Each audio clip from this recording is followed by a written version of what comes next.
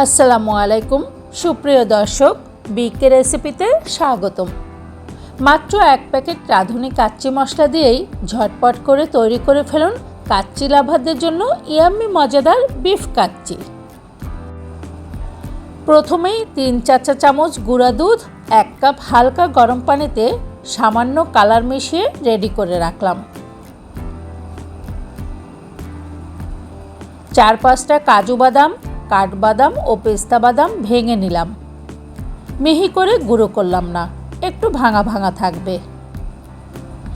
1 cup তেল গরম করে 2 কাপ পেঁয়াজ বেরেস্তা করলাম চুলার আঁচ হাই ফ্লেমে রেখে।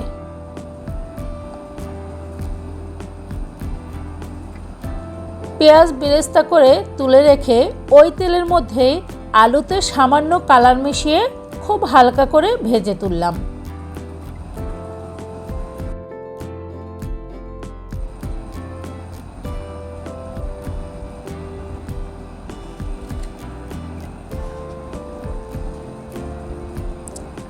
রাঁধুনি কাচ্চি বিরিয়ানি মশলার প্যাকেটের মশলাগুলো একটু ভাগ করে নিলাম।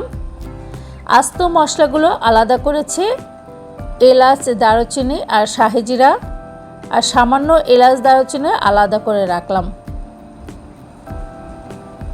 আমি বাসার থেকেও কিছু এলাচ আর দারুচিনি অ্যাড করেছি, যেহেতু প্যাকেটে খুব সামান্যই ছিল তাই 4-5টা এলাচ আর দারুচিনি অ্যাড করেছি।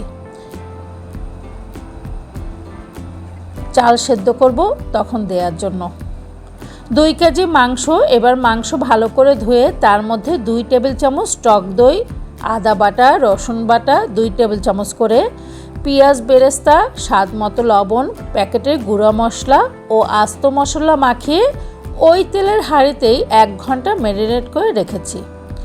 পানি গরম করে তাতে শাহি জিরা, এলাচ, দারুচিনি, গোলমরিচ, কাবাব চিনি, লবণ ফুটিয়ে চাল ঢেলে 50% ফুটে উঠলেই মাংসের উপর বিছিয়ে দিয়ে তার উপরে পেঁয়াজ বেরেস্তা দেব এবং অন্যান্য উপকরণ দিয়ে দেব।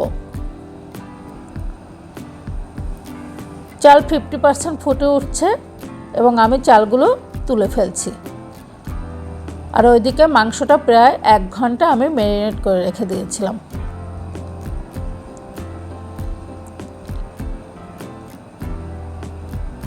এবার মাংসের উপরে কয়েকটা আলু বোখরা ছিটিয়ে দিলাম। কিছু বাদাম কুচি, ভাজা আলুগুলি সেট করে দিয়ে উপরে পেঁয়াজের বেরেস্তা, কাঁচামরিচ সুন্দর করে সাজিয়ে চালগুলো বিছিয়ে দিচ্ছি।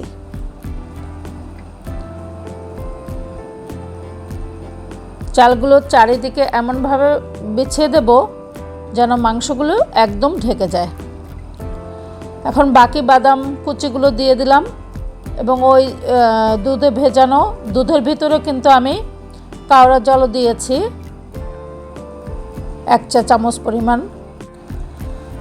বাকি পেঁয়াজ বেরেস্তা, দুধ, ঘি, কাঁচামরিচ, কিশমিশ, বাদাম সব উপকরণ ছিটিয়ে হাঁড়ির ঢাকনায় আটা মাখিয়ে ভালো করে সিল করে ঢেকে দেব। উপরে যে ছিদ্রটা আছে ওটাও আটকে দিলাম।